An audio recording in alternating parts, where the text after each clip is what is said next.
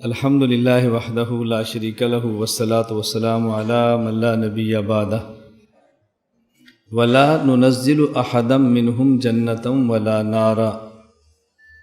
ہم نہ تو کسی کے لیے جنت کا فیصلہ کرتے نہ ہی جہنم کا کہ یہ جنت میں جائے گا اور یہ جہنم میں جائے گا۔ ولا نشهد علیہم بکفر ولا بشرک ولا بنفاق ما لم یظہر منہم شیء من ذلک۔ ہم نہ کسی کو کافر کہتے ہیں، نہ مشرک کہتے ہیں، نہ منافق کہتے ہیں۔ ہاں البتہ کفر ظاہر ہو جائے تو کافر، شرک ظاہر ہو جائے تو شرک، اور نفاق ظاہر ہو جائے تو پھر منافق۔ جب تک زبان سے کلمہ پڑھ رہا ہے اور دل میں کفر ہے تو ہم منافق نہیں کہتے، لیکن اگر دل کا کفر زبان پہ لے آئے تو پھر ہم کہتے ہیں بھی لگتا ہے یہ منافق تھا۔ وَنَظَرُ سَرَائِرَهُمْ إِلَى اللَّهِ تَعَالَى، اور ہم ان کے اندر کی باتیں اللہ کے حوالے کرتے ہیں۔ اس کا مقصد کیا ہے؟ ہم کسی بھی انسان کے ظاہر کے مکلف اور پابند ہیں، اس کے دل کی بات نہیں کرتے کہ اس کے دل میں کیا چھپا ہوا ہے، اور بلا وجہ دل کے بارے میں فتویٰ بازی بھی نہیں کرتے۔ یہاں ایک بات کی وضاحت اچھی طرح سن لیں۔ احادیث مبارکہ میں علامات نفاق آئی ہیں۔ مثلا ایک حدیث میں منافق کی 3 نشانیاں بیان فرمائی ہیں کہ جب بات کرتا ہے جھوٹ بولتا ہے، امانت رکھی جائے تو خیانت کرتا ہے، وعدہ کرے تو وعدہ خلافی کرتا ہے۔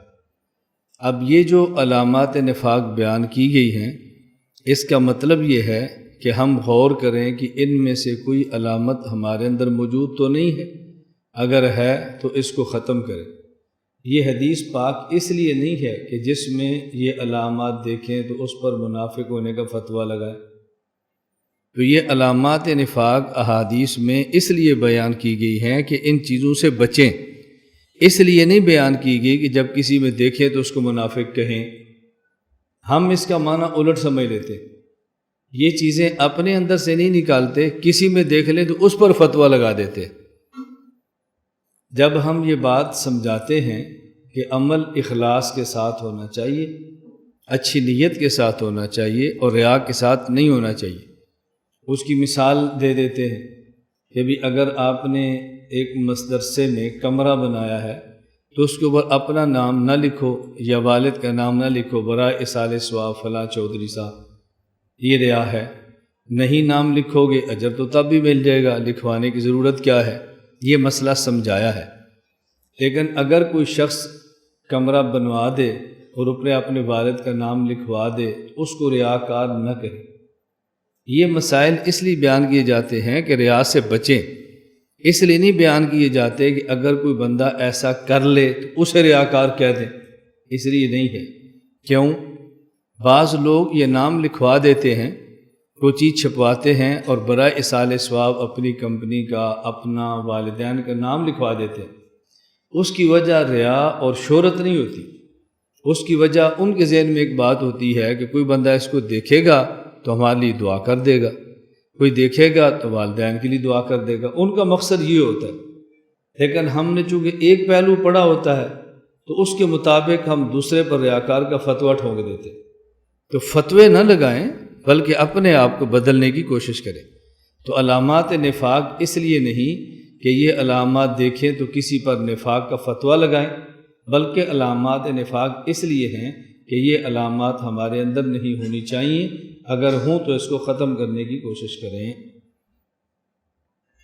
نمبر 71، وَلَا نَرَى السَّيْفَ عَلَىٰ أَحَدٍ مِّنْ أُمَّةِ مُحَمَّدٍ صلی اللہ علیہ وسلم إِلَّا مَنْ وَجَبَ عَلَيْهِ السَّيْفُ، اور ہم امت محمدیہ میں سے کسی پر تلوار اٹھانے کے قائل نہیں۔ تلوار اٹھانے کا معنی کسی کو قتل کرنے کو جائز نہیں سمجھتے، ہاں اگر وہ شخص کہ جس کا قتل کرنا ضروری ہو۔ نمبر 1، اگر کوئی شخص مسلمان ہو اور مرتد ہو جائے تو اس کا قتل واجب ہے۔ نمبر 2، اگر کوئی شخص کسی کو قتل کر دے بلا وجہ تو قاتل کو قصاصاً قتل کرنا ضروری ہے۔ نمبر 3، اگر کوئی شخص شادی شدہ ہو اور زنا کرے اور اس کا زنا 4 گواہوں سے ثابت ہو جائے، اس کو رجم کر کے قتل کرنا ضروری ہے۔ لیکن ان 3 آدمیوں کو بھی قتل از خود آپ نہ کریں بلکہ اس کو قانون کے حوالے کریں اور قانون کے دائرے میں رہ کر قتل کی ترتیب بنائیں۔ از خود قتل نہ کریں۔ از خود قتل کریں گے تو پہلے 1 قتل ہوا تھا، اب 10 قتل ہوں گے۔ تو قتل سے مقصود قتل کو روکنا ہے، ارتداد کو روکنا ہے، بڑھانا نہیں ہے۔ اس لیے اس بات کا خیال بہت زیادہ فرمائیں، جو آپ کے ذمے ہے وہ کریں، جو آپ کے ذمے نہیں ہے وہ کبھی بھی نہ کریں، اور بات کو سمجھنے کی ضرور کوشش کرنی چاہیے۔ اللہ ہمیں بات سمجھنے کی توفیق عطا فرمائے۔ 72 وَلَا نَرَى الْخُرُوجَ عَلَىٰ أَئِمَّتِنَا وَوُلَاةِ أَمُورِنَا وَإِنْ جَارُوا، ہمارے حکمران اگر وہ ظالم بھی ہوں، فاسق بھی ہوں، تو ان کے خلاف بغاوت نہیں کرنی۔ حاکم وقت کے خلاف بغاوت نہ کریں اگرچہ وہ ظالم اور فاسق ہو۔ وَلَا نَدْعُ عَلَيْهِمْ، ان کے لیے بد دعا نہ کریں۔ وَلَا نَنْزَعُ يَدًا مِّن طَاعَتِهِمْ، ان کی طاعت کو ختم نہ کریں۔ وَنَرَى طَاعَتَهُم مِّن طَاعَةِ اللَّهِ عَزَّ وَجَلَّ فَرِيضَةً، اور ہم ان کی اطاعت کو اللہ تعالیٰ کی اطاعت کی طرح فرض سمجھتے ہیں۔ مَا لَمْ يَأْمُرُوا بِمَعْصِيَةٍ، جب تک یہ خلاف شرع کو حکم نہ دے، شریعت کے خلاف حکم دے دے تو پھر ان کی بات کو ماننا جائز نہیں ہے۔ لا طاعت لمخلوق فی معصیت الخالق وندعو لہم بالصلاح والمعافات، دعا ہم کریں گے اللہ ان کی اصلاح فرما دے، اللہ ان کو معاف فرما دے۔ 2 باتیں الگ الگ ہیں۔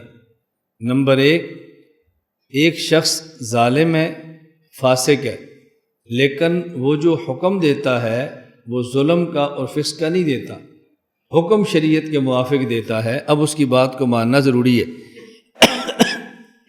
نمبر 2، ایک آدمی نیک ہے اور حکم خلاف شریعت دیتا ہے، اب اس کی بات کو ماننا جائز نہیں ہے۔ فرق بہت اچھی طرح سمجھ لیں۔ ہمیں فاسق حکام کی اطاعت کرنے میں جھجک اس لیے آتی ہے کہ یہ فاسق ہے۔ ہم نے جو اطاعت کرنی ہے اس کے عمل کی نہیں، اطاعت ان کے حکم کی کرنی ہے۔ ایک آدمی راشی ہے، ایک آدمی زانی ہے، ایک آدمی سودی ہے، ایک آدمی کسی کا حق غصب کر کے ظلم کرتا ہے اور ہمارا بڑا ہے، بڑا خواہ وہ ہمارا امیر ہو، حاکم ہو، محتمم ہو، باپ ہو، بیوی کا شوہر ہو، ہمارا بڑا ہے وہ، تو اس کے گناہوں کا تعلق اس کی ذات کے ساتھ ہے، ہماری ذات کے ساتھ نہیں ہے۔ ہم دیکھتے ہیں کہ ہمیں وہ حکم کیا دے رہا ہے۔ اگر ہمیں حکم شریعت کے مطابق دیتا ہے، خود فاسق ہے، ہم اس کی بات مانیں گے، اور اگر ہمیں حکم شریعت کے مطابق نہیں دیتا تو پھر نیک بھی ہے تو ہم پھر بھی اس کی بات نہیں مانیں گے۔ تو یہ بات سمجھیں۔ تو الجھن کہاں سے ہوتی ہے کہ ظالم کی اطاعت کیوں کریں، فاسق کی اطاعت کیوں کریں؟ بھئی ہم نے فاسق کے عمل فسق کی اطاعت نہیں کرنی، ہم نے فاسق کے حکم صالح کی اطاعت کرنی ہے کہ اس کا حکم ٹھیک ہے۔ یہ بات اچھی طرح سمجھا کریں، الجھنیں یہاں سے پیدا ہو جاتی ہیں۔ ہم کسی ادارے میں رہتے ہیں، اس ادارے کا سربراہ، اس کے اعمال ٹھیک نہیں ہوتے تو ہم بغاوت کھڑی کر کے پورا ادارہ تباہ کر دیتے۔ بھئی آپ ادارہ کیوں تباہ کرتے ہو؟ آپ ایک ادارے میں طالب علم ہو، آپ ایک ادارے میں مدرس ہو، اس نے پڑھنے کے مواقع فراہم کیے، یہاں پڑھو، پڑھانے کے مواقع فراہم کیے، یہاں پڑھاؤ۔ باقی اگر اس کے کچھ معاملات غلط ہیں، اس معاملات کا آپ سے کیا تعلق ہے؟ وہ معاملات اس کے اللہ کے سپرد ہیں، تمہارے سپرد تو نہیں ہے۔ ہاں جب تمہیں شریعت کے خلاف بات کرتا ہے تو پھر تم پابند ہو کہ تم شریعت کے خلاف بات نہ مانو۔ ان باتوں کا خیال کریں گے تو الجھنیں نہیں ہوتی، اور یہ باتیں ذہن میں بٹھا لو گے تو آپ کے اکابر اور آپ کے مشائخ کا کسی ادارے میں رہ کر اس ادارے کے ساتھ چلنا یہ آپ کو سمجھ آ جائے گا، اور ظالم حکومتوں کے اندر ہمارے اکابر کہنا نہ اور ان کے خلاف بغاوتیں نہ کرنا، پھر یہ بات سمجھ آ جاتی ہے۔ ورنہ آدمی اقدام کر لیتا ہے، اس کو پھر برداشت نہیں کر پاتا، اور پھر معاہدے کرتا ہے، کمپرومائز کرتا ہے، سلو کرتا ہے، اور پھر معافیوں کی بھیک مانگتا ہے، اور پھر تلوے چاڑتا ہے ظالموں کے، اور کرتا پھر وہی ہے جو پہلے اس کو سمجھایا جا رہا ہوتا ہے۔ اس لیے ان باتوں کا خیال بہت اچھی طرح کریں۔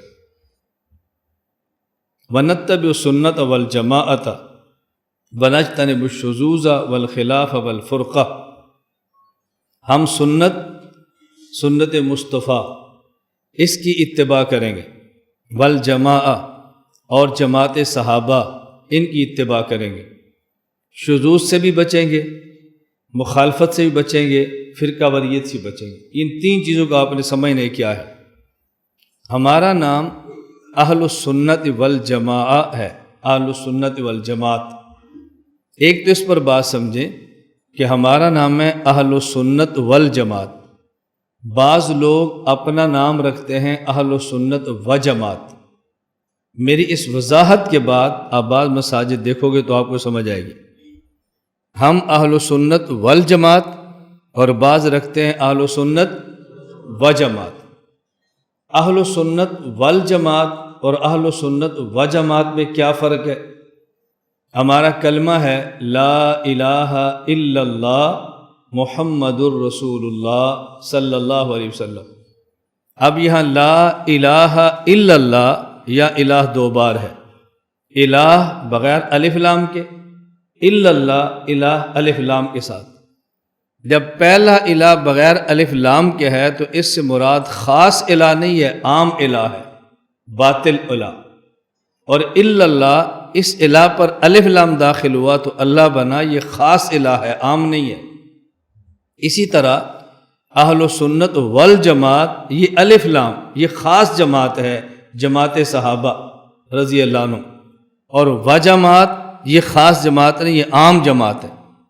تو ہم نے سنت اسے کہنا تھا جسے خاص جماعت جماعت صحابہ ادا کرے اور سنت کہے، اس لیے ہمارا نام ہے اہل سنت والجماعت۔ اور جن لوگوں نے عام جماعت کے عمل کو لینا تھا اور اسے سنت کہنا تھا، انہوں نے والجماعت کی بجائے نام رکھا وجماعت، اس لیے وہاں بدعات کو سنت کہہ دیا جاتا ہے اور نام وجماعت رکھتے ہیں، اور ہم سنت کو سنت کہتے ہیں اور بدعت کو بدعت کہتے ہیں، اس لیے نام رکھتے ہیں اہل سنت والجماعت۔ ایک ہے سنت مصطفیٰ، ایک ہے سنت خلفاء۔ سنت خلفاء دیکھنے میں سنت خلفاء ہے، در حقیقت وہ سنت مصطفیٰ ہے رضی اللہ عنہم۔ سنت خلفاء خلیفہ ابو بکر، خلیفہ عمر، خلیفہ عثمان، خلیفہ علی رضی اللہ تعالی عنہم اجمعین۔ فَإِنَّهُ مَن يَعِشْ مِنْكُمْ بَعْدِي فَسَيَرَى اخْتِلَافًا كَثِيرًا فَعَلَيْكُمْ بِسُنَّتِي وَسُنَّتِ الْخُلَفَاءِ الرَّاشِدِينَ الْمَهْدِيِّينَ۔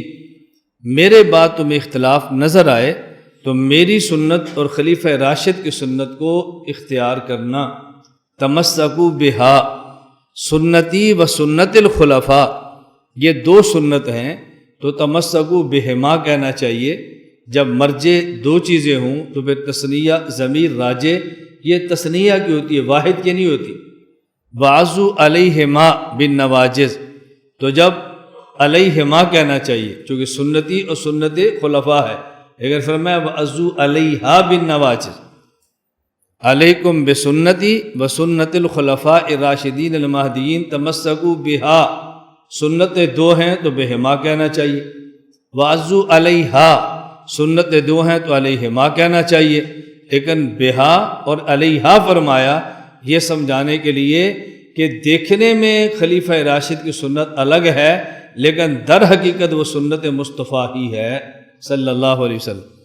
اس لیے ہم کہتے ہیں کہ دور خلافت راشدہ یہ دور تکمیل نبوت ہے۔ یہ بہت اہم مسئلہ ہے، توجہ سے سمجھیں۔ دور خلافت راشدہ یہ دور تکمیل نبوت ہے۔ کیا مطلب؟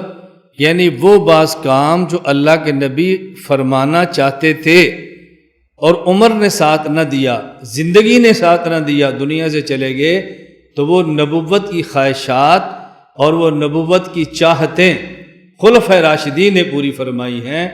دور خلیفہ راشدہ خلافت راشدہ یہ تکمیل دور نبوت ہے۔ ایک مثال سمجھ لو، 20 رکعت تراویح رسول اللہ صلی اللہ علیہ وسلم کی سنت ہے، اور ہر جگہ ہم یہ بات کہتے ہیں کہ تراویح کی جماعت یہ سنت ہے۔ سنت اسے کہتے ہیں ما واظب علیہ النبی صلی اللہ علیہ وسلم، جس پر اللہ کے پیغمبر نے دوام کیا ہو، مواظبت کی ہو، ہمیشہ عمل کیا ہو، اسے کہتے ہیں سنت۔ آپ نے تراویح کی جماعت 3 رات فرمائی ہے، 23 رمضان کی رات، 25 کی رات اور 27 کی رات، اور آپ نے دوام اور مواظبت جماعت پر نہیں فرمائی، تو یہ جماعت سنت کیسے ہو گئی؟ سنت کیسی ہوگی؟ پورا مہینہ تراویح کی جماعت کا اہتمام یہ سنت عمر ہے۔ پھر اس کو سنت کیوں کہتے ہیں؟ اس کی وجہ ایک ہوتا ہے دوام حقیقی اور ایک ہوتا ہے دوام سوری۔ دوام سوری کا معنی کہ دوام ہو اور دوام نظر بھی آئے، صورتاً، یہ دوام سوری ہے۔ اور ایک ہوتا ہے دوام حقیقی، وہ یہ ہے کہ دوام تو ہو لیکن نظر نہ آ رہا ہو اور ہو دوام۔ تو یہ تراویح کی جماعت میں دوام ہے، اگرچہ دوام سوری نہیں ہے لیکن دوام حقیقی ہے۔ رسول اللہ صلی اللہ علیہ وسلم نے 27 کی رات کو تراویح کی جماعت کرائی اور 28 کو جماعت کے لیے باہر تشریف نہیں لائے۔ صحابہ کرام رضی اللہ عنہ مجمعین نے عشاء کی نماز پڑھی اور بعد میں آپ کے خیمے کے باہر جا کر کھڑے ہو گئے، جو خیمہ مسجد نبی میں نصب تھا جس میں آپ اعتکاف فرماتے تھے۔ آپ صبح تشریف لائے باہر، فجر کی نماز پڑھائی اور فرمایا انی لم یخف علی مکانہ، تم آئے تھے میرے خیمے کے باہر کھڑے تھے، مجھے معلوم ہے میں باہر کیوں نہیں آیا، میں باہر آتا اور جماعت کراتا تو تم پہ تراویح فرض ہو جاتی، اس لیے میں نے تراویح مسلسل نہیں پڑھائی۔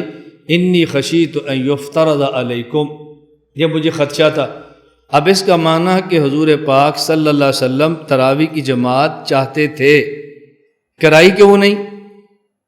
مسلسل جماعت کراؤں گا تو فرض ہو جائے گی، چاہتے تھے۔ اس چاہت کو حضرت عمر نے دیکھا اور حضرت عمر نے حضور کی چاہت کے مطابق پورا مہینہ تراویح کی جماعت کا اہتمام کرا دیا۔ اب ہم کہتے ہیں جماعت تراویح میں اللہ کے نبی کا دوام ہے، لیکن یہ دوام سوری نہیں ہے، دوام حقیقی ہے۔ یہ ایسا دوام ہے جو ہر کسی کو نظر نہیں آیا، حضرت عمر بن خطاب کو نظر آیا ہے۔ تو یہ دوام سوری نہیں ہے بلکہ دوام حقیقی ہے، اس لیے ہم تراویح کو جماعت کہتے ہیں یا سنت کہتے ہیں تراویح کی جماعت کو۔ میں ایک بار سکھر میں اس مسئلے پر بیان کیا تو میرے ساتھ یہاں پنجاب کا ایک ساتھی بھائی عبد الباسط، وہ گارڈ تھے، وہ حافظ بھی نہیں عالم بھی نہیں۔ جب میں نے بیان کیا تو وہ بیان سے فارغ ہوا، کمرے میں گئے تو کمرے میں جاتے انہیں اندر سے کنڈی لگا دی اور کہا استاد جی میں نے ایک ضروری بات کرنی ہے۔ میں یہ سمجھا کہ شاید کوئی میری سیکورٹی کا مسئلہ بنا ہے، کوئی حالات میں گڑبڑ ہوگی تو مجھے روکنا چاہتے ہیں اور بندوں کو نہیں ملنے دینا چاہتے، کوئی مسئلہ ہوگا اور مجھے کہنا چاہتے ذرا احتیاط کریں۔ میں نے کہا خیر تو ہے۔ انہوں نے کہا آپ نے بیان کیا ہے تو میرے ذہن میں ایک سوال آیا ہے، تو مجھے خدشہ ہے کہ سوال میرے ذہن سے نکل جائے گا، اس لیے میں نے کہا کہ فوراً اپنا سوال کر لوں اور سوال کا جواب آپ سے لے لوں۔ میں نے کہا کیا سوال ہے؟ کہا جی سوال یہ ہے، آپ نے کہا نبوت کے دوام سے چیز فرض ہوتی ہے تو ظہر سے قبل کی 4 رکعت سنت حضور نے ہمیشہ پڑھی ہیں صلی اللہ علیہ وسلم، لیکن فرض تو نہیں ہوئی۔ دیکھو نا کتنا اہم سوال ہے۔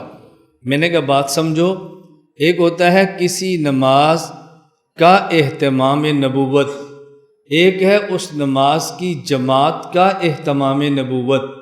رسول اکرم صلی اللہ علیہ وسلم جب کسی نماز کا اہتمام فرمائیں وہ سنت مؤکدہ بن جاتی ہے، اور جب اس کی جماعت کا اہتمام فرمائیں تو فرض بن جاتا ہے۔ ظہر سے پہلے کی 4 سنتیں یہ نماز کا اہتمام ہے تو سنت مؤکدہ ہیں، اور پھر ظہر کی 4 رکعت اس میں جماعت کا اہتمام ہے تو وہ ظہر کے 4 رکعت فرض ہیں۔ اللہ کے نبی نے یہ نہیں فرمایا کہ میرا جی چاہتا تھا میں ہر رات تراویح پڑھوں، اس لیے نہیں پڑھی کہ فرض نہ ہو جائے۔ فرمایا جی چاہتا ہے تراویح کی ہر رات جماعت کراؤں، اور جماعت مسلسل اسے نہیں کرائی کہ کہیں تراویح فرض نہ ہو جائے۔ تو نماز کے مسلسل اہتمام سے وہ نماز سنت مؤکدہ بن جاتی ہے، اور اس نماز کے جماعت کے مسلسل اہتمام سے وہ نماز فرض بن جاتی ہے۔ اللہ کے نبی نے تو اہتمام جماعت کا نہ کرایا تاکہ فرض نہ بنے، حضرت عمر رضی اللہ تعالیٰ عنہ نے کرا دیا۔ اب حضرت عمر کے تسلسل سے سنت تو بنے گی اور نبی کے تسلسل سے فرض بنے گی، اس لیے حضور کی چاہت بھی پوری ہو گئی ہے اور تراویح کی جماعت فرض بھی نہیں۔ اب اس بحث کا تعلق تو تراویح کے مسائل سے ہے کہ تراویح کے مسائل پر یہ باتیں سمجھائیں، کیونکہ میری عادت ہے میں رمضان سے قبل تراویح اس انداز میں سمجھاتا ہوں کہ عقلاً لوگوں کے دماغ میں بات بیٹھ جاتی ہے کہ تراویح کی جماعت بھی ہونی چاہیے اور 20 رکعت ہونی چاہیے، یہ 8 والی بات نہیں ہونی چاہیے بلکہ 20 ہونی چاہیے، اس لیے تراویح 20 کا اہتمام کرو۔ ایک میں دلیل پیش کر دیتا ہوں، آپ ذرا ذہن میں رکھ لو۔ دیکھو 20 رکعت تراویح پر عقلی دلیل سمجھے اور اس میں 3 باتیں بنیادی سمجھیں۔ نمبر 1، قیامت کے دن سب سے پہلے حساب ہوگا فرض نمازوں کا۔ جس کی فرائض میں کوتاہی نکل آئی اس کی کوتاہی کو پورا کیا جائے گا اس کی نفلی عبادات سے۔ نمبر 2، ہم روزانہ جو فرائض پڑھتے ہیں نماز وہ 20 رکعت ہے، 2 فجر، 4 ظہر 6، 4 عصر 10، 3 مغرب 13، 4 عشاء 17 اور 3 وتر 20۔ کسی کے ذہن میں آئے گا کہ وتر تو واجب ہے، تو فرض کیسے کہتا ہے؟ دیکھو فرض اور واجب میں فرق یہ ہوتا ہے کہ فرض کا منکر کافر ہوتا ہے اور واجب کا منکر کافر نہیں ہوتا۔ اور فرض اور وتر میں، فرض اور واجب میں قدر مشترک یہ ہوتا ہے، ان میں اتحاد اس چیز میں ہوتا ہے کہ جس طرح فرض کا ادا کرنا ضروری ہوتا ہے واجب کا ادا کرنا بھی ضروری ہوتا ہے۔ تو اعتقادی فرق ہوتا ہے، عملی فرق نہیں ہوتا۔ عملی فرق نہ ہونے کے 3 دلائل ذہن نشین فرمائیں۔ نمبر 1، کہ اگر کوئی شخص سفر پہ جائے تو جو 4 رکعت فرض ہیں وہ 2 ہو جاتے ہیں، جو 3 ہیں وہ 3 ہی رہتے ہیں، اور اس کے علاوہ جو رکعتیں ہوتی ہیں سنت وغیرہ کی اس کی معافی مل جاتی ہے۔ سفر میں جائیں گے، فجر کے 2 فرض، ظہر کے 2 فرض، عصر کے 2 فرض، مغرب کے چونکہ 3 ہے تو 3 فرض، عشاء کے 2 فرض اور 3 وتر بھی پڑھیں گے۔ تو وتر کا باقی رہنا اور 3 ہی رہنا اس بات کی دلیل ہے کہ یہ فرض کی طرح ہیں۔ نمبر 2، اگر کوئی شخص اگر اس کی نمازیں رہ جائیں اور قضا کرے، مثلا 5 نمازیں ایک دن کی ادا نہیں کر سکا کسی وجہ سے، دوسرے دن وہ قضا کرے تو 2 فرض فجر، 4 فرض ظہر، 4 فرض عصر، 3 فرض مغرب، 4 فرض عشاء اور 3 وتر واجب بھی پڑھے گا، یہ وتر ختم نہیں ہوں گے۔ نمبر 3، اگر کوئی شخص نمازیں نہ پڑھ سکا اور فوت ہو گیا اور بعد والے نمازوں کا فدیہ ادا کرنا چاہیں تو ایک نماز کا فدیہ ایک صدقۃ الفطر کے مقدار پیسے ہوتے ہیں۔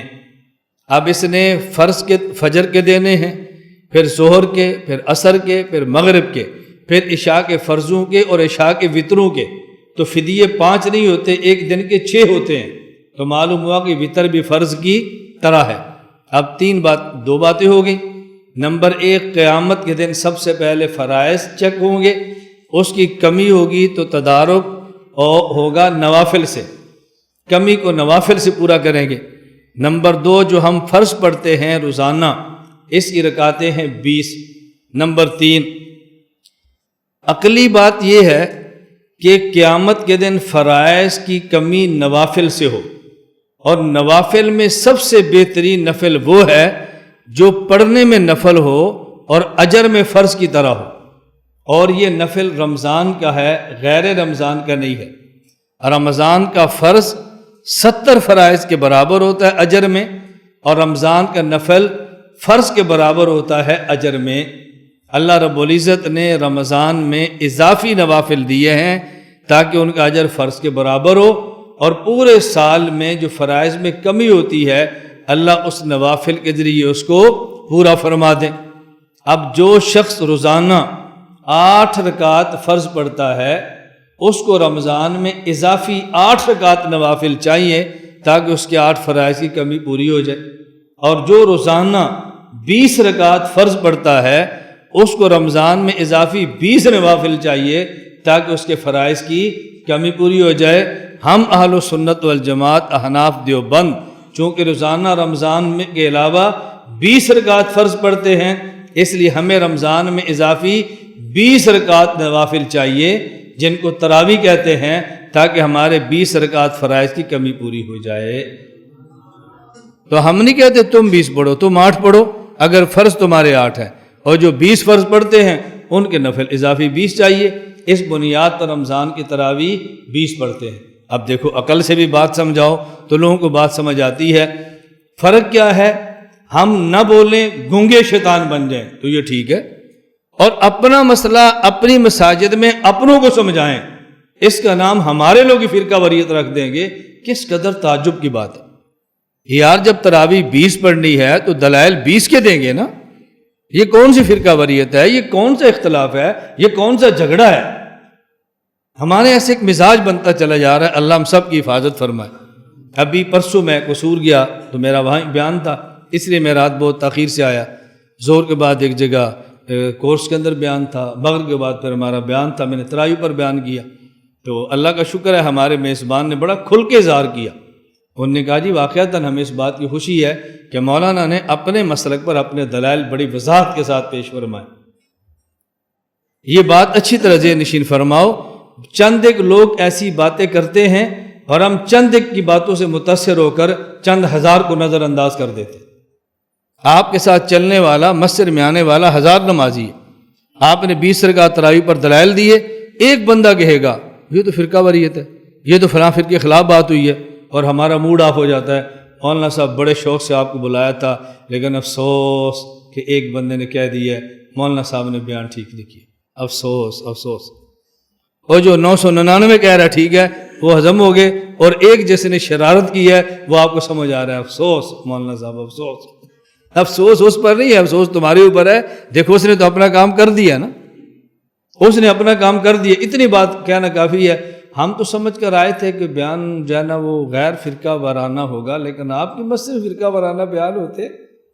آپ پوچھو جی ہماری مسجد میں تراویح کتنی رکعت ہوتی ہے؟ ہو گئے گا 20۔ تو کہو بیٹا جب 20 ہوتی ہے تو 20 پر ہی ہم نے دلائل دینے ہیں نا۔ ہم 20 رکعت تراویح پڑھیں تو یہ فرقہ واریت نہیں ہے، اور 20 رکعت تراویح پر دلائل دیں تو فرقہ واریت شروع ہو۔ ہم نماز میں رفع الیدین نہ کریں تو فرقہ واریت نہیں ہے، اور رفع الیدین نہ کرنے پر دلیل دیں تو فرقہ واریت شروع ہوگی۔ ہم حیات النبی کے قائل ہیں، فرقہ واریت نہیں ہے۔ حیات النبی پر دلیل دی ہے، فرقہ واریت شروع ہوگی۔ اور دلیل کن کو دے رہے ہیں؟ جن کا عقیدہ ہی یہ ہے۔ دلیل کن کو دے رہے ہیں؟ جن کا مسئلہ یہ ہے۔ یہ فرقہ واریت کیسے ہے یار؟ اللہ ہمیں یہ باتیں سمجھنے کی توفیق عطا فرمائے۔ وَنَتَّبِعُ السُّنَّةَ وَالْجَمَاعَةَ، ہم سنت اور جماعت دونوں کو مانتے ہیں۔ بات چل پڑی ہے، میں یہی وضاحتیں کر رہا ہوں، پھر آگے جا کر نہیں کرنی پڑیں گی۔ سنت مصطفیٰ سنت ہے، اور سنت خلفائے راشدین دیکھنے میں الگ ہے، در حقیقت یہ سنت مصطفیٰ ہے۔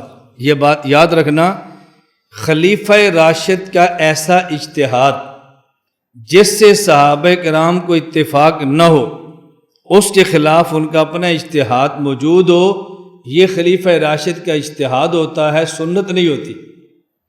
اور خلیفہ راشد کا اجتہاد جس کو سارے صحابہ مان لیں، یہ اگرچہ ان کا اجتہاد ہے لیکن اس کا درجہ اب شخصی اجتہاد کا نہیں ہے بلکہ اب سنت کا ہو جائے گا، چونکہ سب صحابہ نے اس کو مان لیا ہے۔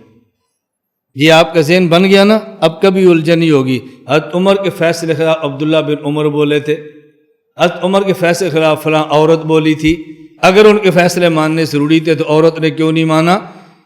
خلیفہ راشد کا اجتہاد اور مقابلے میں صحابی کا اجتہاد آ جائے اور خلیفہ راشد کے اجتہاد کو قبول نہ کریں تو یہ سنت نہیں ہوتی، اور جب خلیفہ راشد کا اجتہاد صحابہ قبول فرما لیں اب اس کی حیثیت سنت اور قانون کی بن جاتی ہے۔ علیکم بسنتی وسنت الخلفاء الراشدین المہدیین۔ اب کبھی آپ کو الجھن پیدا نہ ہوگی اس مسئلے پر کہ جی فلاں اجتہاد تو فلاں جگہ نہیں مانا گیا۔ وَنَجْتَنِبُ الشُّذُوذَ وَالْخِلَافَ وَالْفُرْقَ، یہ ایک دو باتیں نا بہت اچھی طرح آپ نے سمجھنی۔ رسول اکرم صلی اللہ علیہ وسلم نے فرمایا بنی اسرائیل میں 72 فرقے تھے، میری امت میں 73 ہوں گے، اور یہ سب جہنم میں جائیں گے، ایک جنت میں جائے گا۔ پوچھا گیا وہ ایک جنت میں جانے والا کون ہے؟ فرمایا ما انا علیہ و صحابی، جو حدیث مجھ سے اور معنی میرے صحابی سے لے۔ حدیث مجھ سے اور معنی میرے، یہ ہے اہل سنت والجماعت۔ ترجمہ بہت اچھی طرح کیا کرے، اس پر الجھن اشکال ختم ہو جائیں گے۔ ما انا علی کے بعد وہ صحابی کی ضرورت کیا ہے؟ دین تو وہ ہے جو دین مصطفیٰ ہے نا، پھر صحابہ کی ضرورت کیا رضی اللہ عنہ مجمعین؟ اس لیے میں سمجھا رہا ہوں ما انا علی حدیث مجھ سے اور معنی حدیث کا صحابی سے لیں، وہابی سے نہ لیں، صحابہ سے لیں، وہابہ سے نہ لیں، معنی لی با صحابی۔ تو میں صرف یہ سمجھا رہا تھا کہ یہ 72 فرقے اور 73 فرقے کے بارے میں فرمایا میری امت میں اضافی فرقہ ہوگا۔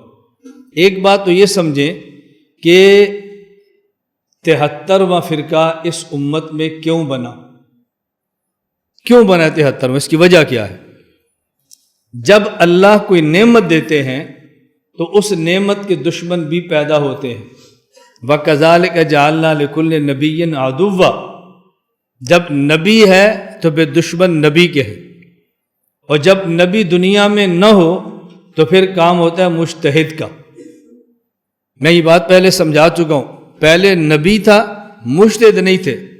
کلما حلق نبی خلفہ آخر، نبی کے بعد نبی آتا۔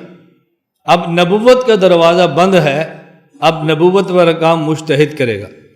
نبی نص دیتا، امت نص سے مسئلہ سمجھ لیتی، اور مجتہد نص نہیں دیتا، نص سے نکال کے مسئلہ دیتا ہے اجتہاد کے ذریعے۔ تو پہلے اجتہاد نہیں تھا، اجتہاد کے دشمن بھی نہیں تھے۔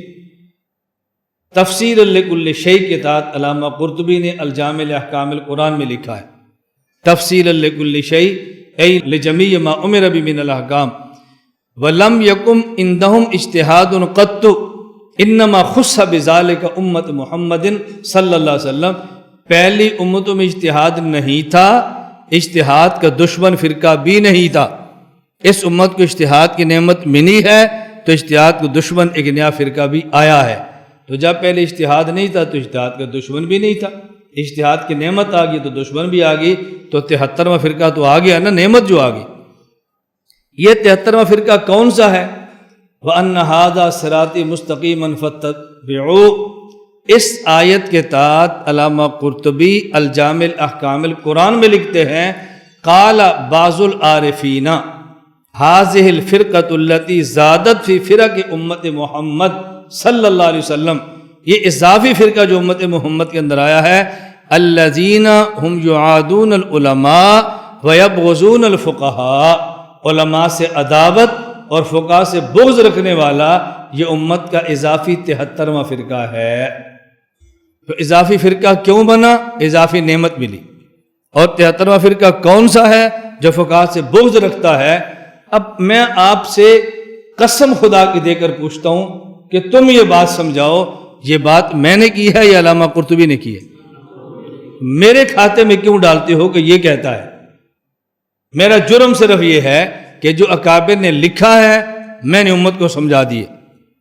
بھائی چھاپا جو جاتا ہے وہ چھپانے کے لیے نہیں، وہ دکھانے کے لیے۔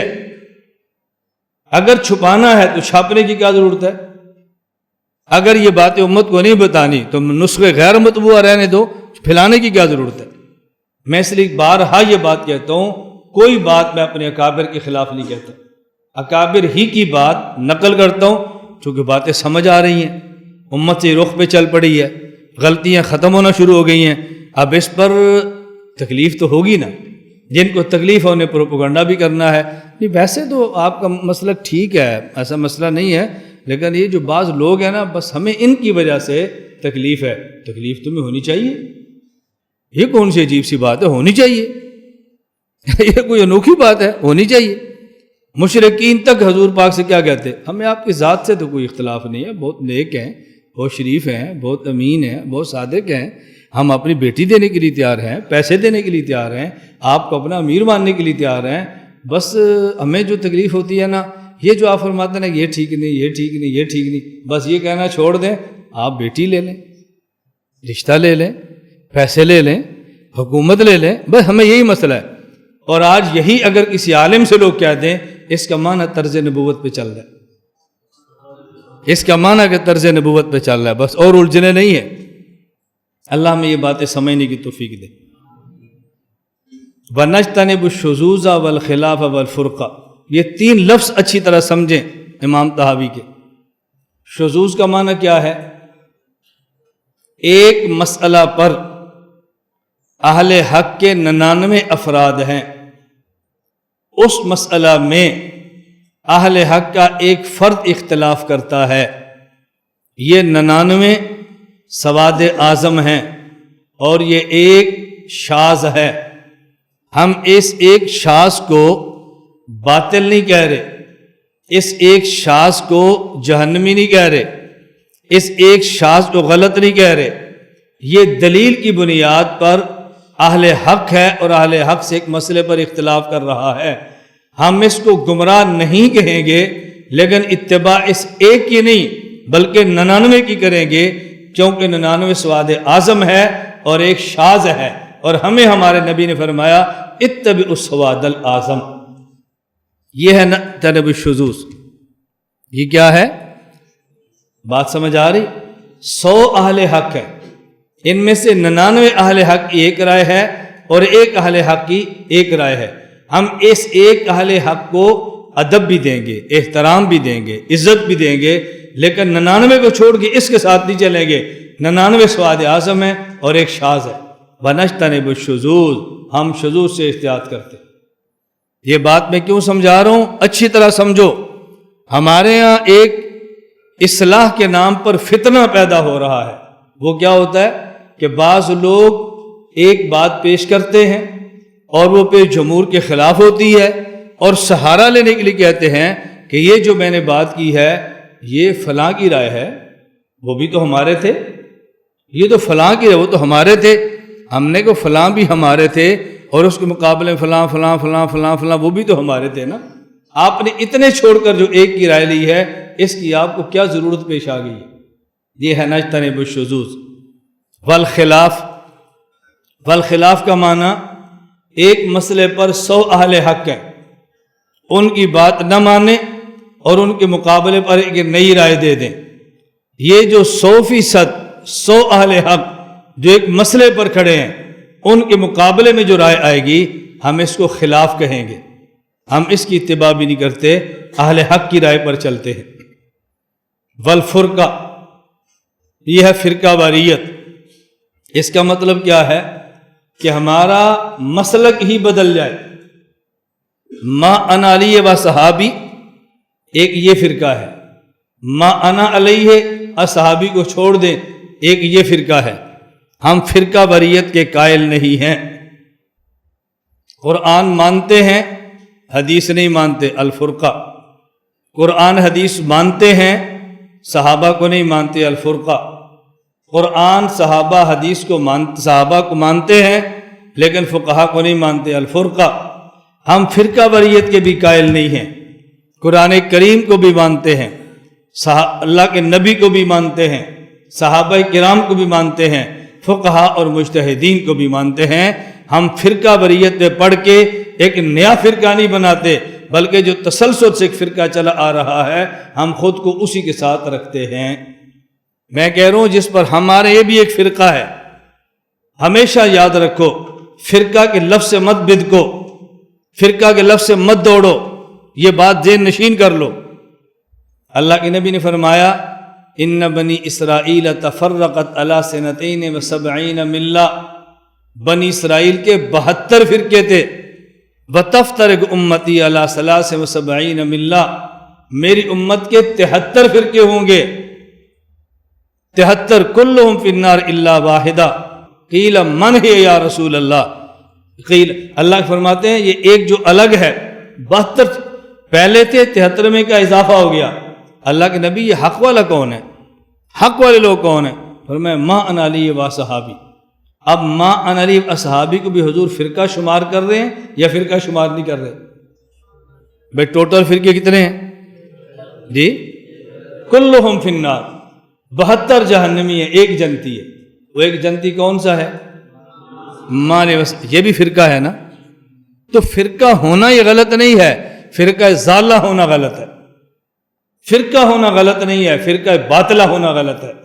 فرقہ ہونا غلط نہیں ہے، فرقہ ناحق ہونا غلط ہے۔ ہم ایک فرقے کے لفظ سے بدک جاتے ہیں، نہیں نہیں نہیں ہمارا کوئی فرقہ نہیں ہے، ہمارا فرقہ ہے وہ فرقہ اہل سنت والجماعت ہے، ہمارا فرقہ ہے وہ فرقہ اہل حق کا ہے، ہمارا فرقہ ہے اہل سنت والجماعت احناف دیوبند کا ہے۔ یہ کیا کہ فرقہ ہے ہی نہیں، لیکن فرقہ واریت الگ ہے، فرقہ ہونا الگ ہے۔ ونجتنب الشذوذ، جس پر 99 ایک اور ایک ہے اہل حق، یہ شاذ ہے، ہم 99 کے ساتھ ہیں۔ والخلاف، 100 ایک طرف ایک طرف، ہم 100 کے ساتھ ہیں۔ والفرقہ، فرقہ حق اور فرقہ ضالہ، ہم فرقہ حق کے ساتھ ہیں، فرقہ ضالہ کے ساتھ نہیں ہیں، ہم یوں فرقوں سے بچتے۔ نمبر 74، وَنُحِبُّ أَهْلَ الْعَدْلِ وَالْأَمَانَةِ، ہم جو عدل کرے اس سے بھی محبت کرتے ہیں، جو امین ہو اس سے بھی محبت کرتے ہیں۔ وَنَبْغِضُ أَهْلَ الْجَوْرِ وَالْخِيَانَةِ، ظالم سے بھی بغض رکھتے ہیں اور بددیانت سے بھی بغض رکھتے ہیں۔ اس کا مطلب کیا ہے کہ جو عادل ہیں، امین ہیں، ہم ان سے پیار کرتے ہیں، اور جو ظالم ہیں اور خیانت کرتے ہیں ہم ان سے نفرت کرتے ہیں۔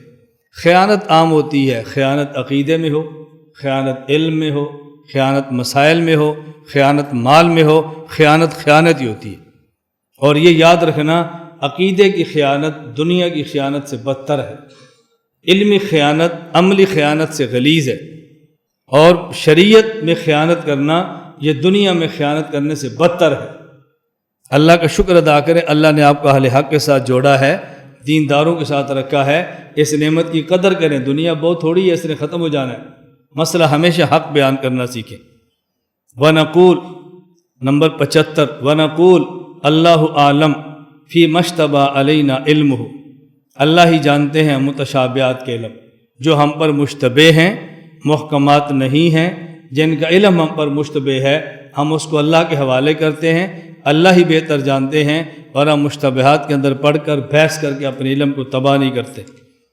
76، وَنَرَى الْمَسْحَ عَلَى الْخُفَّيْنِ فِي السَّفْرِ وَالْحَضَرِ كَمَا جَاءَ فِي الْعَصْرِ، موزے پر مسح کرنا ہم اس کے قائل ہیں، حالت اقامت میں ہو تب بھی قائل ہیں، اور حالت سفر کے اندر ہو تب بھی قائل ہیں۔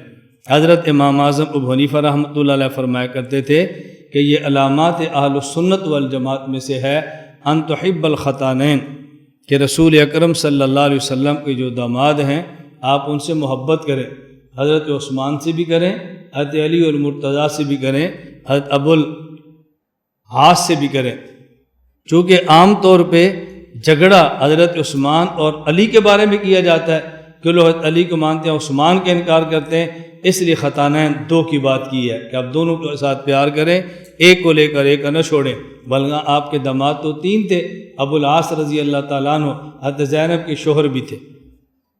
اسی طرح آپ نے فرمایا علامات اہل السنت والجماعت میں سے ہے وان تر المسح علی الخفین، کہ موزے پر مسح کرنا اس کے تم قائل ہو، یہ علامات اہل السنت والجماعت میں سے۔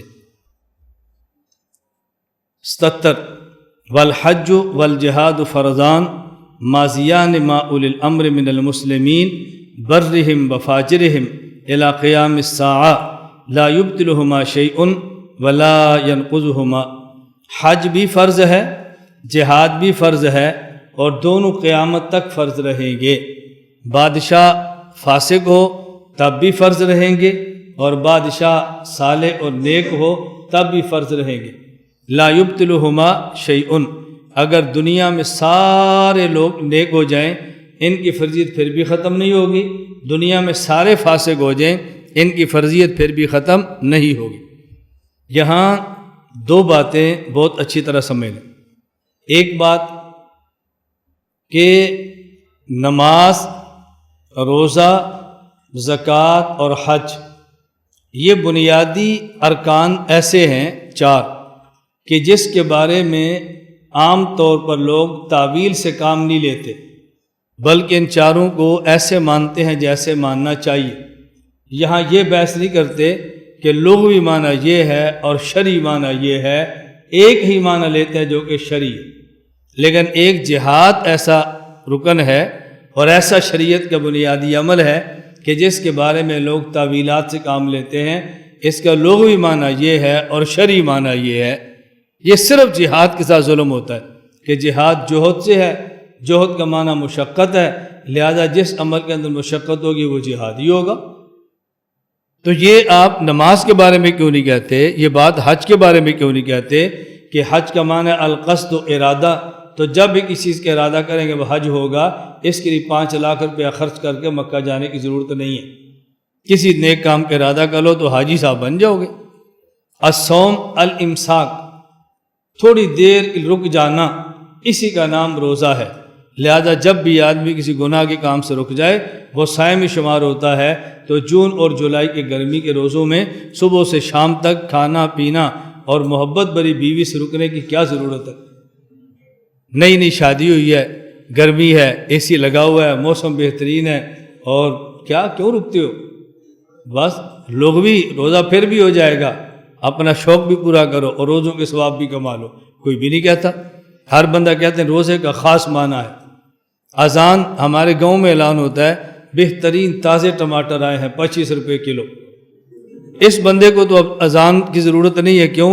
لغت میں اذان کا معنی اعلان ہوتا ہے، قرآن کریم میں اعلان کرنے والے کو مؤذن کہا ہے، اذن مؤذن، قرآن کریم میں ہے۔ لیکن ہر بندہ کہتا ہے نہیں بھائی نہیں، وہ لغوی بات ہے، اذان کا معنی یہی ہے، کلمات مخصوصہ فی اوقات مخصوصہ۔ اور جب حج کی باری، جہاد کی باری آتی ہے، جہاد جوہد سے ہے، جوہد مشقت ہے، لہذا جیسے مشقت ہوگا وہ جہاد ہوگا۔ میں خدا کا واسطہ دے کر آپ سے کہتا ہوں، جہاد نہیں کر سکتے نہ کریں، لیکن جہاد کے معنی میں تحریف کر کے کفر کا ارتکاب کبھی نہ کریں۔ جہاد کا معنی متعین ہے، قتال فی سبیل اللہ، امت پر فرض عین ہے، ہر فرد پہ۔ اس کا منکر کافر ہے، اس کا تارک فاسق ہے۔ میں بھی نہیں کر رہا، مجھے 18 سال ہو گئے ہیں، میں عملاً جہاد کا تارک ہوں۔ میں خود کو فاسق سمجھتا ہوں، میں خود کو بہت بڑا ایمان والا نہیں سمجھتا، لیکن میں تعویل کر کے اپنی محنت کو جہاد کا ننگ دے کے کفر کا ارتکاب نہیں کر سکتا۔ بس اللہ میرا اتنا ہی جرم معاف فرما دے تو میں سمجھ تو اللہ کو مجھ پر احسان ہوگا کہ میں نے عملاً جہاد کو چھوڑا ہوا ہے۔ اس سے بڑی بات کیا ہو سکتی ہے؟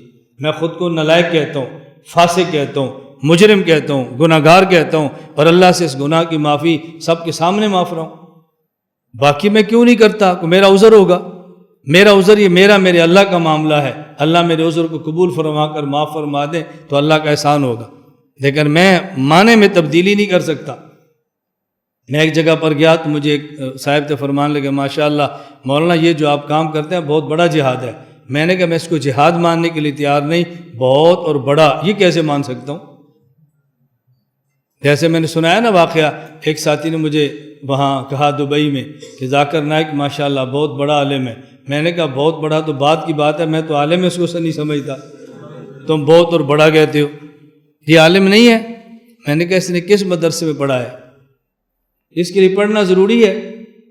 میں نے کہا جب کہتے ہیں ڈاکٹر ہے تو پوچھتے ہیں اس نے کہاں پڑھا ہے؟ کبھی آپ نے کہا کہ ڈاکٹر ہونے کے لیے پڑھنا ضروری ہے؟ بس 10 آپریشن کی، 8 بندے مار دیے، 2 بچ گئے، بس ڈاکٹر ہے۔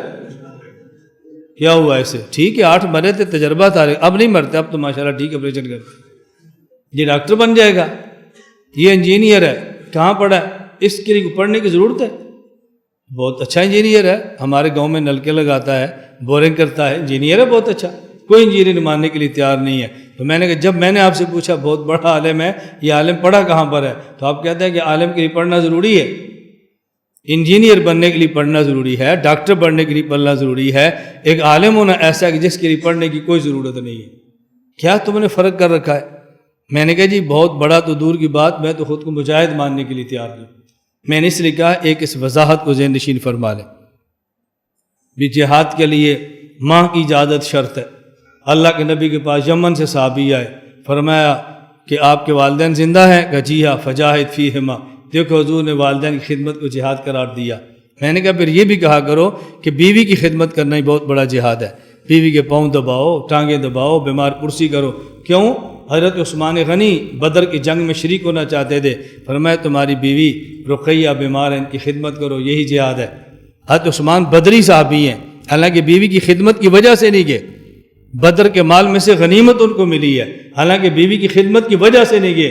تو ماں کی خدمت جہاد ہے تو بیوی کی خدمت جہاد کیوں نہیں؟ کیونکہ ہمارے معاشرے میں ماں کی خدمت کو بہت بڑا کام سمجھا جاتا ہے اور بیوی خدمت کو بڑا نہیں سمجھتے، اس لیے ماں کی خدمت کو جہاد کہتے ہیں، بیوی کی خدمت کو جہاد نہیں کہتے۔ یہ جھوٹ مت بولو اور مت امت کو جھوٹی باتیں سمجھاؤ۔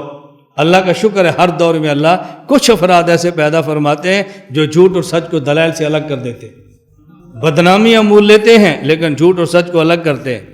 یہ جو اللہ کے نبی نے فرمایا نا والدہ کی خدمت کرو، یہی جہاد ہے، اس کا مطلب اچھی طرح سمجھو۔ اس کا مطلب کیا ہے کہ حضرت عثمان نے خود کو پیش کیا ہے، رسول اللہ صلی اللہ علیہ وسلم نبی ہیں، آخری نبی ہیں، امیر المجاہدین بھی ہیں، پیش کیا ہے۔ یمن سے آنے والے نے خود کو پیش کیا ہے، مدینہ سے آنے والا خود کو پیش کرتا ہے۔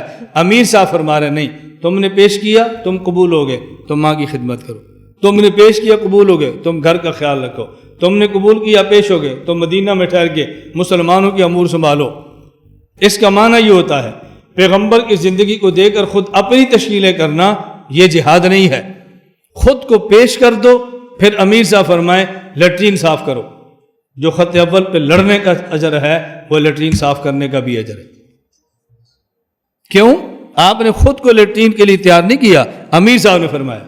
اس صحابی نے خود کو ماں کی خدمت کے لیے نہیں روکا، اللہ کے نبی نے روکا ہے۔ خود کو پیش کرو، اس کے بعد بات بالکل الگ ہوتی ہے۔ میں اس لیے وضاحت کر رہا ہوں کہ اللہ کے لیے اس کے اندر تحریف کر کے اپنے ایمان کو تباہ مت کرنا۔ میرے پاس ایک مرتبہ چند ایک علماء بڑا لمبا سفر کر کے تشریف لائے، تو مجھے انہوں نے کہا کہ مولانا ہمیں کوئی نصیحت فرمائے۔ میں نے کہا مجھے کوئی کہہ دے تو پھر تو میں نصیحت کرتا ہوں، ویسے آج خود نصیحت نہیں کرتا۔ میں نے کہا میں آپ سے گزارش کروں گا کہ ایمان کی محنت کرتے ہوئے کافر ہو کے نہیں مرنا۔ یہ کہتے جی ہم سمجھے نہیں ہیں۔ میں نے کہا آیات جہاد میں تحریف کر کے ایمان کی دعوت دو گے تو کافر ہو جاؤ گے۔ آیات جہاد میں تحریف کر کے ایمان کی دعوت نہیں دینی، بس اس کا خیال کرنا، تحریف نہیں کرنی۔ کوئی پوچھے تم یہ کیوں نہیں کرتے تو کہنا ابھی میں فاسق ہوں، دعا کرو۔ میں آپ کے سامنے کہہ رہا ہوں نا، میں کوئی تحریف کر رہا ہوں؟ میں کہہ رہا ہوں میں فاسق ہوں، میں نالائق ہوں، میں گناہ کر رہا ہوں۔ میں اپنا گناہ چھپانے کے لیے آیات میں تعریف کروں؟ لعنت ہے میری زندگی کے اوپر۔ لوگ مجھے نیک سمجھیں اور آیات کا میں تختہ الٹ کے رکھ دوں کہ مجھے برا نہ سمجھیں، مجھے برا سمجھیں یا نیک سمجھیں، آیات کے اندر تعریف کر کے میں قادیانی والا کام نہیں کر سکتا۔ تحریفات نہیں کرنی، بس اس کا اچھی طرح ذہن نشین فرمائے۔ میں جو کام کرتا ہوں دعوت، اس کے فضائل احادیث میں موجود ہیں کہ جو مشکل دور میں قرب قیامت میں فتنوں کا رد کرے گا، اللہ اس کو ایسے اجر دے گا جیسے اللہ صحابہ کو دیتے۔ تو جب میرے عمل پر عمل صحابہ کے اجر کا وعدہ ہے تو پھر میں یہ کیا کہوں کہ جن دنوں میں کوئی بھی نہ بولے، بولنا بہت بڑا جہاد ہے۔ میں کیوں خود کو مجاہد ثابت کروں؟ میرے عمل پر فضائل موجود نہیں ہے، مسائل موجود ہیں، مجھے دوسرے شعبے کو گھسیٹنے کی کیا ضرورت ہے؟ جو مدرس ہے وہ بیٹھ کے دین کا کام کرتا ہے، تو دین پڑھانے پر احادیث میں اجر کے وعدے ہیں نا، وہ حدیثیں بیان کر دو، کیا فرق پڑتا ہے اس سے؟ آپ نماز پڑھتے ہیں، امامت پر وعدے ہیں، وہ بیان کر دو۔ آپ اذان دیتے ہیں، مؤذن ہیں، جو مؤذن کے لیے حدیث کا وعدہ ہے وہ بیان کر دو۔ بھائی جب مختلف شعبوں کے لیے اللہ کے نبی نے اجر بیان فرمائے ہیں تو پھر ایک دوسرے شعبے کو کھینچنے کی، گھسیٹنے کی اور ختم کرنے کی ضرورت کیا ہے؟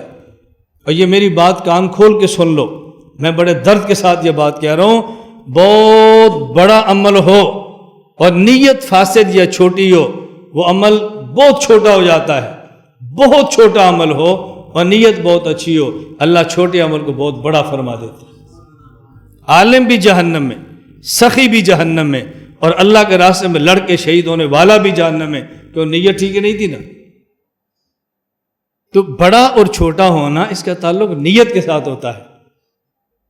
ہم چاہتے ہیں کہ ہم بڑا کام نہ کریں لیکن ہم بڑے شمار ہوں۔ منافقین کے بارے میں اللہ نے ایک یہ بات فرمائی ہے، وَيُحِبُّونَ أَن يُحْمَدُوا بِمَا لَمْ يَفْعَلُوا۔ وہ چاہتے تھے کہ ہم جہاد بھی نہ کریں اور لوگ ہمیں مجاہدین کہیں۔ ہم چاہتے ہیں کہ ہم کام بھی نہ کریں اور لوگ ہمیں کمانڈر صاحب کہیں۔ میں ایک مرتبہ ایک جلسے پر تھا، تو میرے جلسے سے پہلے اعلان ہوا کہ یہ مولانا وہ ہیں وہ ہیں وہ ہیں وہ ہیں۔ میں جب بیٹھا تو میں نے کہا وہ ہیں کہنے کی ضرورت کیا ہے؟ جو آپ نے میرے تعارف کرایا کہ میں نے یہ کام کرنے ہیں، کہتے نہیں۔ تو میں نے کہا جو کرتا ہوں بس اتنا کہہ دیا کریں، بس کافی ہے۔ نہیں سمجھے بات آپ کو؟ میں جو کرتے ہیں نا وہ کہلوائیں، جو نہیں کرتے وہ نہ کہلوائیں۔ رنڈو لیار ایک بار میرا سبق تھا، فارغ ہوا تو رائے بنڈ والے مولانا خورشید صاحب دامت برکاتہم وہ تشریف لائے، تو انہوں نے فرمایا ہم آئے تھے، چلو سبق چل رہا ہے ہم بھی بیٹھتے ہیں۔ سبق ختم ہو گیا، ہم تھوڑی دیر سے آئے ہیں، تو چائے پر بیٹھے تو ایک بندے نے سوالات کی اور مولانا موجود تھے۔ ایک مولانا صاحب مجھے کہتے ہیں جی حضرت امام ابو حنیفہ رحمۃ اللہ علیہ نے اپنے بیٹے حماد کو فرمایا کہ مناظرہ نہ کرنا، تم مناظرے کرتے ہو۔ میں نے کہا میں تو نہیں مناظرہ کرتا. کس نے کہا آپ کو؟ اور میں واقعتاً نہیں کرتا، میں نے کبھی مناظرے نہیں کیے. میں نے کہا میں تو نہیں کرتا. کہتے جو آپ کے بارے میں مشہور ہے مناظرے اسلام. میں نے کہا غلط مشہور ہے، اس میں میرا کیا قصور ہے؟ کبھی میں نے کہا مجھے مناظر کو؟ میں تو کبھی نہیں کہتا مجھے مناظر کو. بہت حیران ہوئے، خود مولانا بہت حیران ہوئے. میں نے کہا جی میرے بارے پروپیگنڈا ہے، میں تو نہیں کہتا میں مناظرے کرتا ہوں. آپ کو آج 6واں دن ہو گیا پڑھتے ہوئے سبق یا 5واں دن. میں نے کبھی آپ سے کہا مناظرے کیا کرو؟ بولو، اونچا بولو. میں نے آپ سے کہا مناظرہ کرنا سیکھو؟ پھر آپ کیوں کہتے ہیں یہاں مناظرہ سکھاتے؟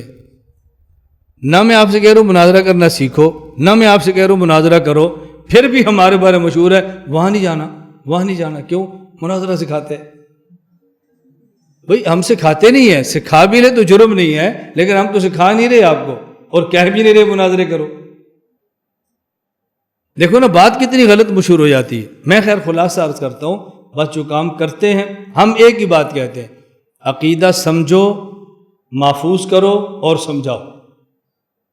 اعمال سمجھو، محفوظ کرو، سمجھاؤ. اپنے دلائل سمجھو، محفوظ کرو اور سمجھاؤ.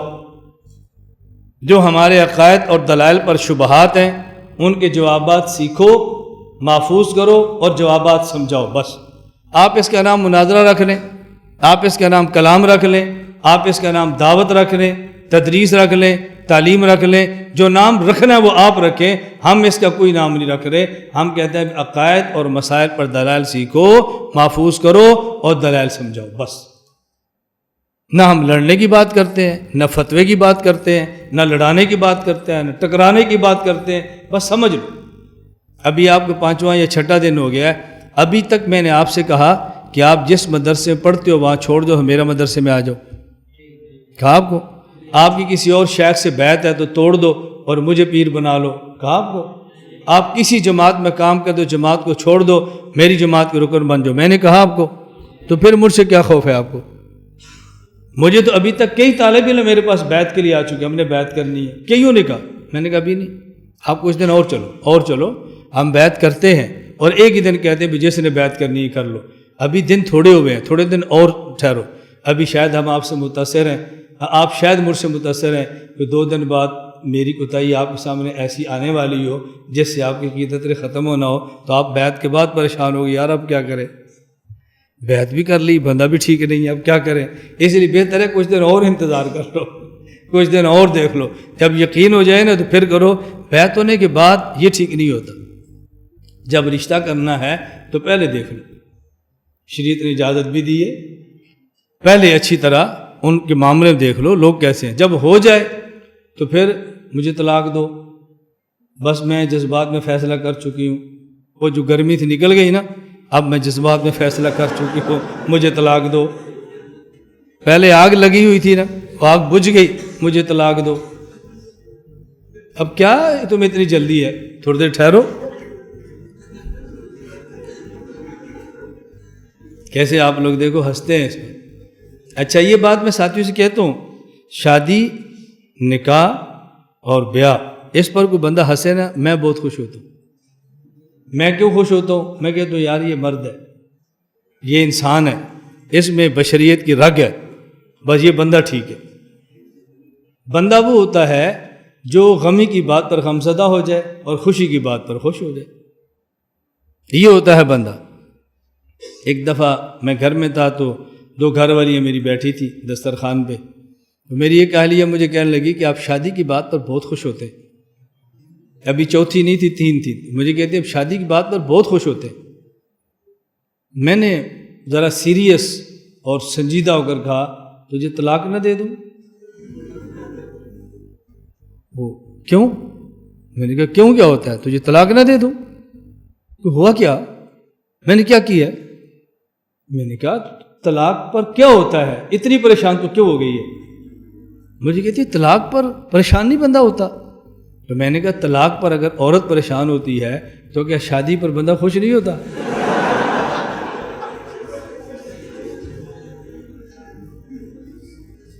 میں نے کہا میں تو طلاق دینے کا تصور بھی نہیں کر سکتا، کوئی بہت ایسی مجبوری پیش ہے جو الگ بات ہے، میں صرف سمجھانا چاہتا ہوں کہ جس طرح طلاق کے نام پر بیوی پریشان ہوتی ہے، شوہر شادی کے نام پر اسی طرح خوش ہوتا ہے۔ اس لیے میں کہتا ہوں کہ شادی کے بعد خوش ہو، مجھے بہت خوشی ہوتی ہے بھی اللہ کا شکر ہے یہ مرد ہیں، ان میں بشریت والی رگ موجود ہے، نہ یہ ہجڑے ہیں اور نہ یہ فرشتے ہیں۔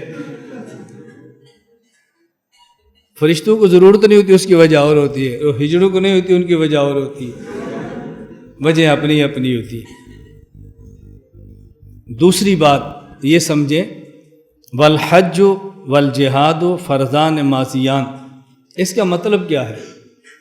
ہمارے بعض لوگ دلائل دیتے ہیں اس بات پر کہ فلاں علاقے کا جہاد شرعی ہے۔ دلیل کیا ہے؟ اگر وہ بھی جہاد شرعی نہیں، وہ بھی جہاد شرعی نہیں، وہ بھی جہاد شرعی نہیں، تو اللہ کے نبی نے تو فرمایا کہ جہاد قیامت تک رہے گا۔ یہ ہونے والے جہاد سارے غیر شرعی ہیں، تو پھر اللہ کے نبی کی اس حدیث کا مطلب کیا ہوگا؟ اب جس کو سوال کرنا ہے وہ معنی نہیں سمجھا، اور جس نے جواب دینا ہے وہ بھی معنی نہیں سمجھا، دونوں الجھن کے شکار ہیں۔ بل جہاد ماضی مباسن اللہ، یہ جو اللہ کے نبی فرما رہے ہیں نا، یہ بات اچھی طرح سمجھیں، اس کا معنی ہے کہ حکم جہاد قیامت تک رہے گا۔ اس کا معنی یہ نہیں کہ جہاد عملاً قیامت تک رہے گا۔ ہو سکتا ہے درمیان میں ایسا کوئی وقت آ جائے اور عملاً جہاد شرعی نہ ہو، اور جہاد شرعی نہ ہونے کی وجہ سے ہم اس کو جہاد نہ کہہ سکیں، لیکن اس کا معنی یہ نہیں کہ حکم جہاد ختم ہو جائے۔ تو الجہاد و مازن کا معنی عام لوگ سمجھتے ہیں کہ عملی جہاد ہر وقت رہے گا۔ اس کا معنی یہ نہیں عملی جہاد، اس کا معنی ہے حکم جہاد ہر وقت رہے گا، یہ کبھی بھی منسوخ نہیں ہوگا، یہ کبھی بھی ختم نہیں ہوگا۔ مرزا قادیانی آیا تھا تاکہ حکم جہاد کو منسوخ کر دیں، لیکن وہ بیچارہ خود منسوخ ہو گیا ہے اور حکم جہاد منسوخ نہیں ہو سکی۔ یہ بات اچھی طرح سمجھ لیں، ہمارے جب علماء کسی خاص جہاد کو جہاد شرعی نہیں فرماتے تو واقعتاً جہاد شرعی نہیں ہوتا، اس لیے نہیں فرماتے کیونکہ وہ جہاد آگے جہاد کرنے والے بظاہر وہ لوگ ہوتے ہیں جو مجاہدین ہیں، جبکہ کرانے والوں کے منشا بالکل الگ ہوتا ہے، اور ہمارے حضرات کے سامنے منشا بھی ہوتی ہے، وہ پالیسیاں بھی ہوتی ہیں، وہ ترتیب بھی ہوتی ہے، اور اس سے پھر تباہیاں مچ جاتی ہیں، اور ہم اس کو جہاد سمجھ رہے ہوتے ہیں۔ میں ایک بات صرف سمجھاتا ہوں، اس کو سمجھ لو۔ مثال کے طور پہ ہمارا ضلع سرگودا ہے، اس ضلع سرگودا میں 500 مدارس ہیں، مثال کے طور پہ حفظ کے ہیں، تجوید کے ہیں، کتابوں کے ہیں، بچوں کے ہیں، بچیوں کے۔ ان 500 مدارس کو تباہ کرنا ہے، ان 500 مدارس کو ختم کرنا ہے، اور ختم کرنا اور تباہ کرنا بھی ایسے ہے کہ عوام بھی ناراض نہ ہو، عوام بھی کہ واقعتاً بند ہونا چاہیے۔ یہ ٹھیک ہوا جو بند ہو گیا، یعنی بند کرنے والوں کے خلاف عوامی فضا بھی نہ بنے، نفرت کی فضا بھی نہ ہو، اور مدرسے بھی بند ہو جائے۔ اس کا حل کیا ہے؟ اسی مدرسے میں سے کسی طالب علم کو یا استاذ کو یا کسی کو لے لیا جائے گا۔ اب ایک بندہ اس کی ذہن سازی کرے گا، دیکھو جو سرگودے میں فلاں بندہ ہے نا، فلاں بندہ، یہ جو فلاں افسر ہے، یہ جو فلاں شعبے کا بڑا ہے، یہ بے ایمان ہے، دین دشمن ہے، علماء کا دشمن ہے، یہ دین مٹانے والا ہے۔ ہماری مجبوری ہے کہ میں سرکاری افسر ہوں، میں اس کو ختم نہیں کر سکتا، آپ اگر اس کو مارنا چاہو ہم پیسے بھی دیں گے، اسلحہ بھی دیں گے۔ اب یہ بندہ بڑا خوش ہوتا ہے، اللہ کی مدد آ گئی، اللہ کی نصرت آ گئی۔ وہ 4 مدرسوں سے اور 4 لڑکے اکٹھے کرتا ہے، کہتا ہے یار ہم چاہتے تھے اس بے ایمان کو ماریں، لیکن سمجھ نہیں آ رہی تھی کیسے ماریں، بس ایک ایسا بندہ ملا ہے جو اس نے کہا جی میں مجبور ہوں، ملازم، بس میرا نام نہیں آنا چاہیے، جتنے پیسے ہیں میں دوں گا، جتنا اسلحہ ہے میں دوں گا۔ یہ 4 اور خوش ہو جاتے ہیں، یہ 10 اور ملا لیتے ہیں ساتھ۔ یہ جب ایک جماعت چھوٹی سی بنتی ہے، اب ان کو پیسہ بھی مل جاتا ہے، ان کو اسلحہ بھی مل جاتا ہے۔ اس کے لیے کیا کرتے ہیں؟ یہ اس کی ریکی کرتے ہیں، اس بڑے افسر کو سنبھالتے ہیں۔ اب کبھی ان کو معلومات غلط دے دیتے ہیں، اس کے آنے سے پہلے یہ لوگ خود کو حملہ کر دیتے ہیں، وہ بچ جاتا ہے، خود کو حملہ آور مارے جاتے ہیں۔ اب اس کے بعد پھر تفتیش شروع ہوتی ہے، یہ خود کو حملہ آور کون تھا؟ ان کو تو پہلے ہی سے پتہ تھا نا کون ہے، لیکن وہ برائے نام ایک تفتیش کرنے کے لیے جی شناختی کارڈ مل گیا ہے، نام مل گیا ہے، پتہ چل گیا ہے۔ اب نتیجہ کیا نکلے گا؟ 10 مدرسوں کے لڑکے پکڑے گئے۔ اب میڈیا پر اخبارات پر ٹی وی پر یہ بات پھیلائی جا رہی ہے کہ اس میں خود کو حملہ کرنے والے میں جو ملوث تھے یہ مدارس کے طلباء تھے. 2-4 بندے پکڑ لیے، بیان بھی دے دیا، انٹرویو بھی دے دیا. اس کے بعد فیصلہ ہوتا ہے مدارس کے خلاف چڑھائی کا، صفائی کا، ختم کرنے کا. اب یہ جو 500 مدرسے ختم ہونے لگے ہیں، اس کو ختم ہونے کا سبب ہم تھے نا. اب علماء ہیں وہ کہتے ہیں بچو، یہ جہاد نہیں ہے، یہ جو خود کو حملہ ہوا یہ حرام ہوا ہے، یہ غلط ہوا ہے. ہم کیا کہتے ہیں؟ یہ جہاد دشمن ہے، دین کو سمجھتے نہیں ہیں، بزدل ہیں، یہ بغیرت ہیں، یہ بکا ہوا مال ہے. دیکھو ہمارے خلاف فتویٰ دے دیا ہے. کیوں؟ وہ سمجھ رہے تھے کہ یہ خود کو حملہ کیوں ہو رہا ہے، اس افسر کو کیوں مروایا جا رہا ہے. وہ سمجھتے تھے نا، اس لیے انہوں نے کہا یہ جائز نہیں ہے. ہم نے ان کے خلاف فتوے دیے. اب ہم نے فیصلہ کیا یہ جو 2 علماء نے کہا نا خود کو حمل حرام ہے، ذرا ان کا اب کام ٹھیک کرو. اب ایک ان کے اوپر خود کو حملہ کرتا ہے، ایک عالم کو لے کر پار کرتا ہے، اور وہ خود خوش ہوتے ہیں الحمدللہ ہم نے دین دشمن ایک علماء ربانی کو مار دیا ہے. علماء ربانی بھی ہے اور دین دشمن بھی ہے. ہم نے ختم کیا ہے، دین دشمن کو ختم کیا ہے. یہ جہاد دشمن تھا. علماء بھی صاف ہو گئے، مولانا حسن جان صاحب جیسا بندہ یہ بھی ختم ہو گئے، مقاصد بھی حاصل نہ ہوئے، مدارس بھی تباہ ہو گئے. اب بتاؤ یہ جو سارا پلان بنایا گیا تھا یا از خود ہمارے ذہن میں کوئی ترتیب آئی تھی؟ ایسے پلان کے ساتھ کام کیا، مدارس کو اجاڑ کے رکھ دیا. اس پر جب سمجھایا جاتا ہے تو بات سمجھ نہیں آتی. اس لیے میں گزارش کر رہا ہوں کہ بات اچھی طرح سمجھا کرو. والجہاد و مازن کا معنی کیا ہے؟ یہ جو ہم کرتے ہیں یہ بھی جہاد نہیں ہے، وہ جو فلاں نے کیا وہ بھی جہاد نہیں ہے، یہ جو فلاں نے کیا وہ بھی جہاد نہیں ہے، یہ سارے جہاد نہیں ہیں. تو پھر اللہ کے نبی تو فرماتا ہے جہاد قیامت تک جاری رہے گا. کیا حضور نے غلط فرمایا ہے؟ میں نے کہا نہیں، حضور نے ٹھیک فرمایا ہے. ہاں حضور غلط سمجھے. اور سمجھ آ گئی؟ اس پر حضور پر مجھے ایک لطیفہ یاد آیا. کہتے ایک شخص کی شادی ہوئی تو دلہن آئی، شوہر صاحب کمرے میں گئے، پہلی رات تھی. اس نے بڑے عزت کے ساتھ اپنی دلہن سے پوچھا حضور کا نام کیا ہے؟ اس نے کہا حضرت محمد صلی اللہ علیہ وسلم. اس نے پوچھا حضور نے کیا فرمایا؟ کہتی ہے نماز پڑھا کرو، روزے رکھا کرو، زکوٰۃ دیا کرو، حج کیا کرو. یہ اٹھ کے باہر آ گیا. لوگوں نے پوچھا کیا ہوا؟ کہتا ہے سارے اندر آؤ، درس قرآن ہو رہا ہے.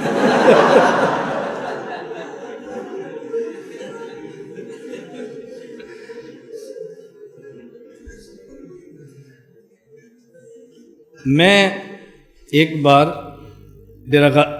راجن پور کے علاقے میں گیا، میرا بیان تھا. بڑی مشکل سے بیان کی اجازت ملی، چونکہ یہ وہ وقت تھا کہ جب یہ لال مسجد اور جامع حفصہ مسئلہ چل رہا تھا. کچھ دن ہوئے تھے اس قضیے کو، اس لیے بڑی مشکل سے اجازت ملی بیان کی. بیان ہوا، بیان کے بعد پھر پرچیاں پہ چٹیں شروع ہو گئی.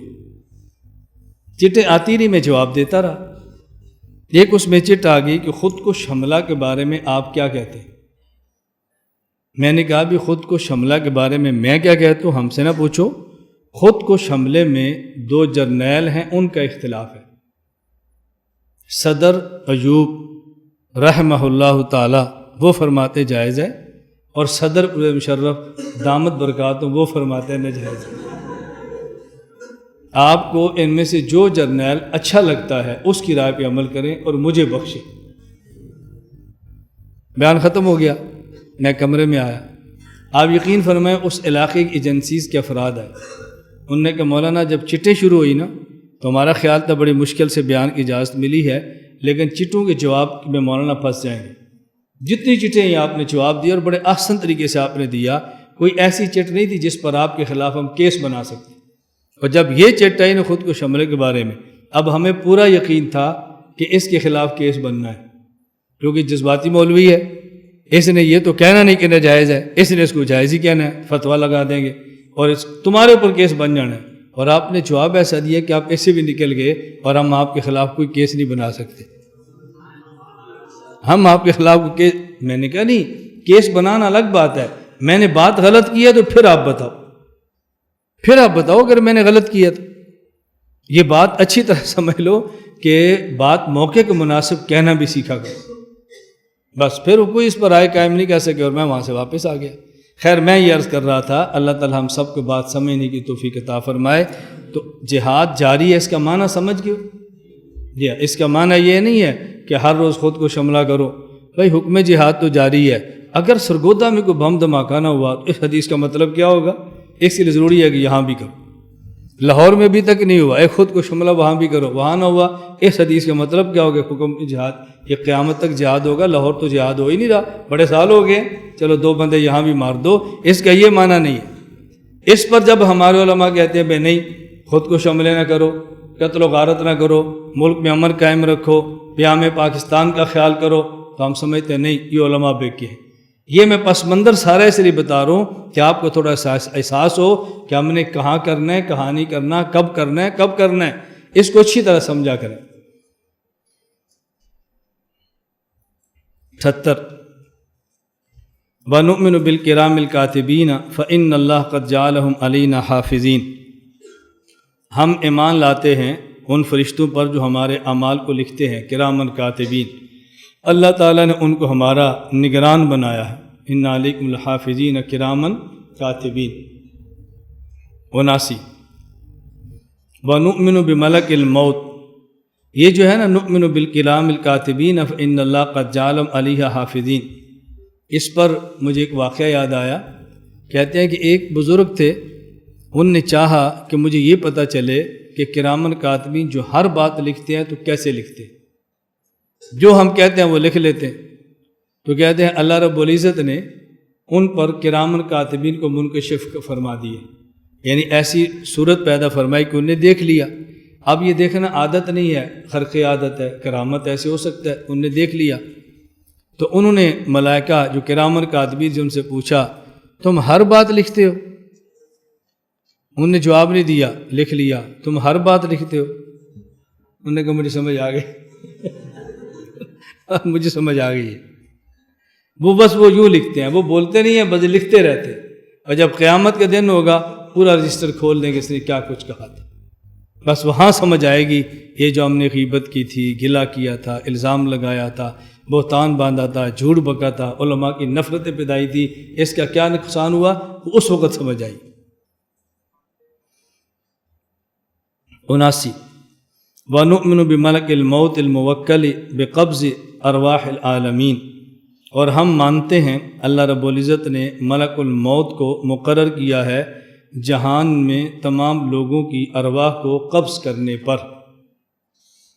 ملائکہ بڑے 4 ہیں، جبرائیل جن کی ڈیوٹی انبیاء علیہ السلام پر وحی لانی اور قوموں پر عذاب لانا، مجرمین پر۔ نمبر 2 میکائیل، بارشیں برسانا۔ نمبر 3 ملک الموت، بعض کہتے ہیں ان کا نام اسرائیل ہے، جو ارواح قبض کرنے پر متعین ہے۔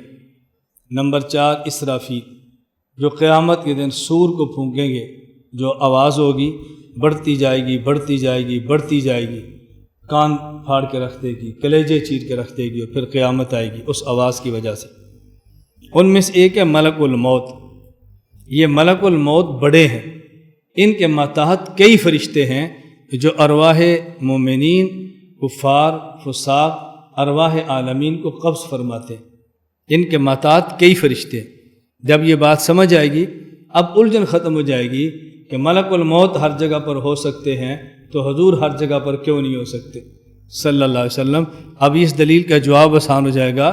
ملک الموت بڑے ہیں اور ان کے ماتحت کئی ملائکہ ہیں جو روح عالمین کے قبض کرنے پر متعین ہیں۔ ایک جو اہم بات ہے وہ سمجھیں، یہاں انہوں نے جو لفظ استعمال کیا ہے وہ ہے قبض، یعنی مومن یا مسلمان کافر انسان پر جو موت آتی ہے اسے کہتے ہیں قبض روح۔ قبض روح، قبض کے 2 معنی ہوتے ہیں۔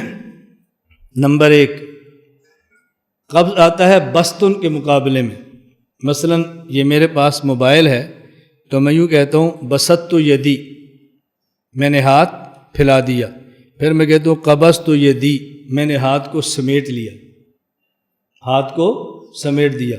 ہاتھ کو کھول دینا اور سمیٹ دینا، پکڑ لیا ہے، سمیٹ لیا ہے۔ قبضہ وہ جگہ، مٹھی جہاں اس کو پکڑتے ہیں، ایسے ہاتھ کو سمیٹتے ہیں، قبضہ کہتے ہیں۔ تو قبض ایک ہوتا ہے بستن کے مقابلے میں، بستن کا معنی پھیلا دینا اور قبض کا معنی سمیٹ لینا۔ اور ایک قبض ہوتا ہے خروج، خروج کے مقابلے میں۔ کیا مطلب؟ ایک ہوتا ہے لا الہ الا اللہ، ایک ہوتا ہے قبض بستن، اور بستن کے مقابلے میں قبض چھوڑ دینا، سمیٹ لینا، ایک قبض کا معنی یہ ہے۔ اور ایک ہوتا ہے خروج، اور اس کے مقابلے میں ہوتا ہے حبس، ایک چیز کا سمٹ جانا اور ایک چیز کا نکل جانا۔ یہ دو چیزیں بالکل الگ الگ ہیں، دونوں میں فرق سمجھیں گے تو نبی اور امتی کی موت میں فرق سمجھ آ جائے گا۔ کیوں؟ حضرت مولانا قاسم نانوتوی رحمۃ اللہ علیہ یہ فرماتے ہیں کہ جو امتی کی موت ہے یہ بصورت خروج روح ہے، اور جو نبی کی موت ہے یہ بصورت حبس روح ہے۔ امتی کی موت بصورت خروج روح، روح نکل گئی، یہ امتی کی موت ہے۔ اور پیغمبر کی موت بصورت حبس روح، پاؤں سے لے کر سر تک روح پھیلی تھی، یہ دل میں سمٹ گئی تو یہ موت ہے، اور جب یہ پھیل گئی تو پھر یہ حیات ہے۔ کیوں؟ قبض کا معنی ہوتا ہے نمبر ایک پھیل جانا، اور اس کے مقابلے میں سمٹ جانا، ایک معنی قبضت یدی، بسطت یدی میں نے ہاتھ کو پھیلا دیا، قبضت یدی میں نے ہاتھ کو سمیٹ دیا۔ یہاں قبض کے مقابلے میں بستن ہے۔ اور ایک ہوتا ہے قبض خروج، کس کا معنی؟ خروج، نکل جانا، اس کو کہتے ہیں قبضے میں لے لیا ہے۔ مثلا یہ دیکھو، یہ ہے ان کے پاس ٹوپی ہے، میں ان سے ٹوپی لیتا ہوں، اب پہلے ٹوپی ان کے پاس، اب ٹوپی میرے پاس، ان سے نکلی اور میرے پاس آ گئی نا، میں کہتا ہوں ٹوپی پر میرا قبضہ ہے۔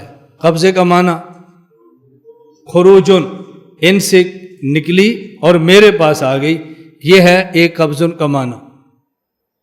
تو قبض کے معنی دو ہیں، نمبر ایک قبض بمعنی خروج، نمبر دو قبض بمعنی حبس۔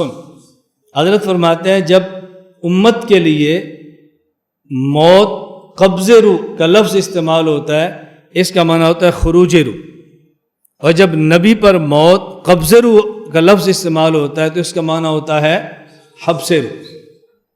تو موت کے لیے لفظ قبض استعمال ہوتا ہے، اور جب یہی امت کے لیے ہو تو معنی خروج روح، اور یہی جب نبی کے لیے ہو تو معنی حبس روح۔ اب یہ جو لوگ مولانا نانوتوی پر اشکال کرتے ہیں اس وجہ سے کہ قبض کے معنی دو ہیں، مولانا نانوتوی کو قبض کے دونوں معنی آتے ہیں، اس لیے دو معنی کر لیتے ہیں، اور جن کو دو معنی نہیں آتے وہ ہر جگہ پر ایک معنی ہی کرتے۔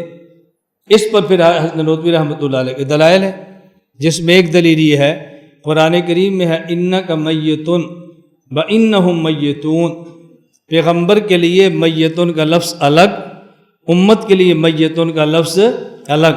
یہ اس بات کی دلیل ہے کہ جب نبی کے لیے میتون کا لفظ ہو تو معنی اور ہے، اور امت کے لیے میتون کا لفظ ہو تو معنی اور ہے۔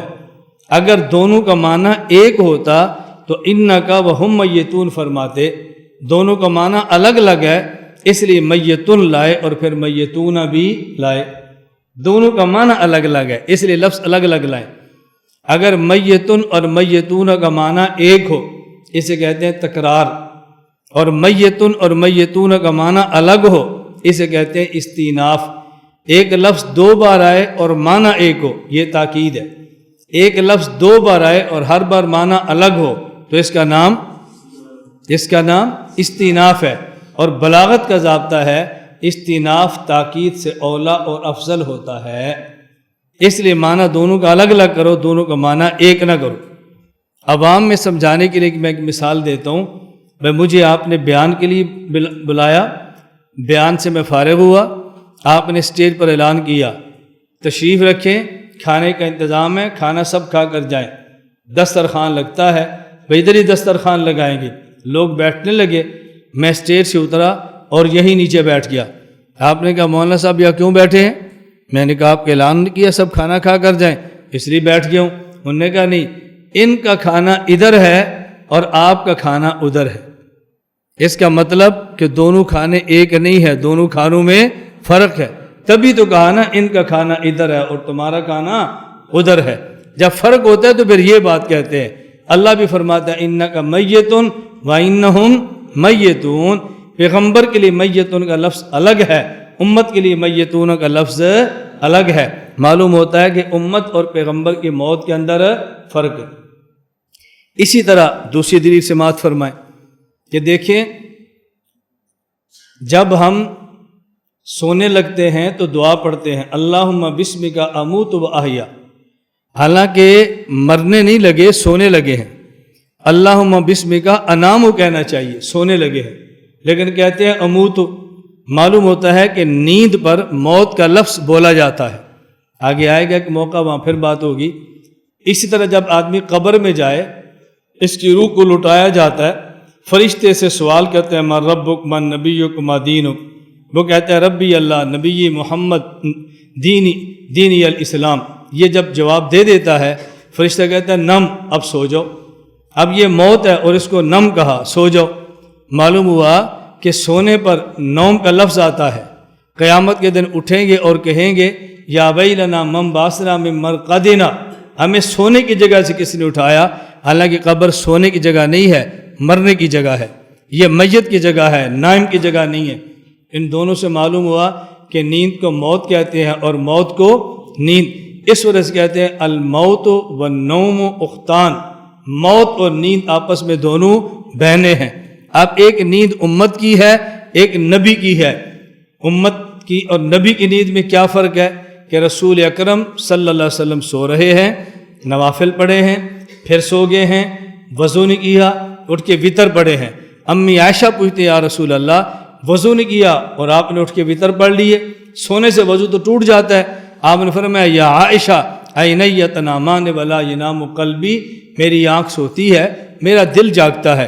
امتی کی آنکھ سوتی ہے اور دل بھی سوتا ہے، اور نبی کی آنکھ سوتی ہے اور نبی کا دل جاگتا ہے۔ تو جس طرح نیند اور موت آپس میں دونوں بہنیں ہیں، لیکن امتی کی نیند ظاہر پر آتی ہے اور دل پر بھی آتی ہے، اور نبی کی موت ظاہر پر آتی ہے اور دل پر نہیں آتی۔ اسی طرح امتی کی موت ظاہر پر بھی آتی ہے اور دل پر بھی۔ نبی کی موت ظاہر پر آتی ہے اور قلب اطہر میں حیات رہتی ہے۔ تو جس طرح نیند اور موت نبی اور امتی کی فرق ہے، اسی طرح نبی اور امتی کی موت کے اندر بھی فرق ہے، نیند میں بھی فرق ہے اور موت کے اندر بھی فرق ہے۔ تو دیکھیں قرآن کریم بھی موجود ہے، حدیث بھی موجود ہے، اور قبض روح کے دو معنی بھی ہیں، نمبر 1 خروج روح اور نمبر 2 حبس روح، اس لیے فرق ہے۔ اور میں کبھی ساتھی کہتا ہوں کہ دیانت اور بد دیانتی بڑی عجیب ہوتی ہے۔ جس طرح میں نے خیر مقلد کا واقعہ سنایا تھا نا، وہ کہتا ہے میں قسم اٹھا کر کہتا ہوں مولانا گھومن کو دیکھ کر بھی قرآن پڑھنا نہیں آتا۔ اسی طرح ایک مماتی مولوی ہے، میں نے ان کا بیان سنا، وہ بیان میں کہہ رہے ہیں اور گھومن کو تو یہ بھی نہیں پتا حبس ہوتا کیا ہے، وہ سمجھتا ہے گرمی میں حبس نہیں ہوتی، اس کو حبس سمجھتا ہے، اس کو کیا پتا حبس کیا ہوتی ہے، اس لیے حبس روح معنی کرتا پھر رہا ہے۔ میں نے کہا دیکھو کوئی بد دیانتی کی بھی خیر ہوتی ہے۔ آپ دیکھیں ہمارے جتنے گفتگو اور دلائل چلتے ہیں، ہم مخالف کا مذاق نہیں اڑاتے، استہزاء نہیں کرتے کہ اس کی باتیں ہی جو دلائل ہیں ہم دلیل پوری نقل کریں گے اور دلیل کا جواب دیں گے۔ جو بات نہیں ٹھیک ہوگی کہیں گے بھئی یہ بات ٹھیک نہیں ہے، غلط کو غلط کہہ دیں گے، ٹھیک کو ٹھیک کہہ دیں گے، لیکن علمی روب اور وقار کا خیال ہم سب کو ہمیشہ رکھنا چاہیے۔ لا الہ الا اللہ، لا الہ الا اللہ، لا الہ الا اللہ، ما لنا رب سوا۔ لا الہ الا اللہ، لا الہ